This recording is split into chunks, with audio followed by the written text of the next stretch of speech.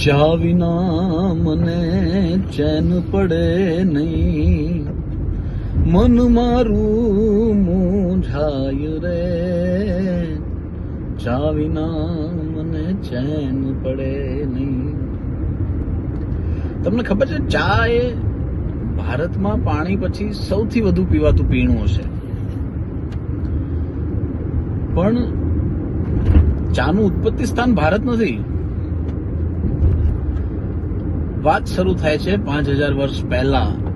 ચીનનો એક સમ્રાટ શેન નોંગ એક ઝાડની બાજુમાં બેઠા હતા અને બાજુમાં પાણી ઉકળતું હતું. એટલે એક હવાની લહેરખી આવી અને એ ઝાડ હતું, જે છોડ હતો, એના અમુક પત્તા ઉડીને પાણીમાં પડ્યા અને પાણી જયારે એને પીધું તો એને ખૂબ રિફ્રેશિંગ લાગ્યું, ખૂબ એનર્જેટિક લાગ્યું અને એને રોજ પીવાનું ચાલુ કર્યું. સમય જતા આ વસ્તુનો વ્યાપ થયો, ધીરે ધીરે આખા ચીનમાં ફેલાણી આ વાત. પણ શરૂઆતમાં લોકો આને એક ઔષધિ પીણા તરીકે, કે ઔષધિ કાવા, આપણે કોરોના વખતે ખૂબ પીધા એવા કાવા તરીકે આને લોકો પીતા. વાત વિદેશમાં પહોંચી, વિદેશમાં લોકોએ ચા પીવાનું શરૂ કર્યું. અંગ્રેજો જયારે ભારત આવ્યા ત્યારે ચા સાથે લઈ આવ્યા અને પછી ચીનથી ચા ઇમ્પોર્ટ કરતા. પણ કાયમ ચા ઇમ્પોર્ટ કરવી પોસાય એવી નહોતી, એટલે એમણે ભારતમાં અમુક જગ્યાએ ચા વાવવાનું શરૂ કર્યું અને એમાં અસમમાં ચા વાવવાનું શરૂ કર્યું ને અસમની ચા બહુ ફેમસ થઈ.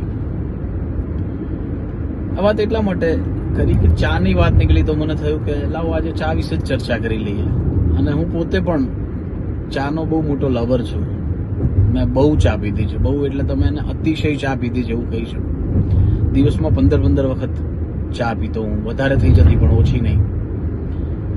એટલે હું કોઈની ઓફિસે જઉં તો મારા મિત્ર વર્તુળમાં જે લોકો મને ઓળખે છે એને ખબર છે કે મેં ફોન કર્યો હોય કે બેઠા છો ઓફિસે તો ચા પીવા આવું છું, અને એ લોકો મારી માટે સ્પેશિયલ ચા બનાવીને રાખતા હોય અથવા સારી જગ્યાએથી ચા સ્પેશિયલ મંગાવે. એમને ખબર કે આ ચાનો લવરિયો છે. અને આપણા ત્યાં કોઈ આવે તો એ મારો એવો સ્વભાવ કે કોઈ અમારી ઓફિસે આવ્યા હોય તો હું એને ચા ઓફર કરું તો હું ચા સાથે પીતો. એટલે મને એવું થયું કે આ ચાની સ્ટોરી તમારી સાથે શેર કરવી જોઈએ, તો મેં કરી. ધન્યવાદ.